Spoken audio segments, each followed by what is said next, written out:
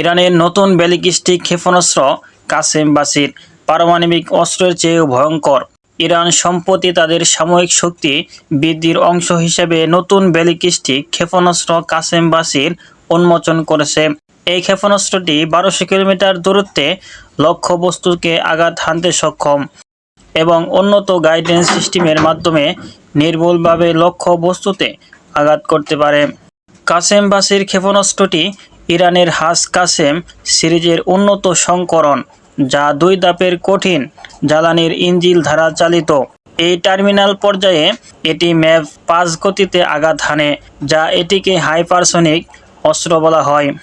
এছাড়াও ইরানের ফাত্তাহ নামক আরেকটি হাইপারসনিক ক্ষেপণাস্ত্র রয়েছে, যার গতিবেগ 13 থেকে 15 হতে পারে এবং এটি 1400 কিলোমিটার দূরত্ব লক্ষ্যবস্তুকে আঘাত হানতে সক্ষম।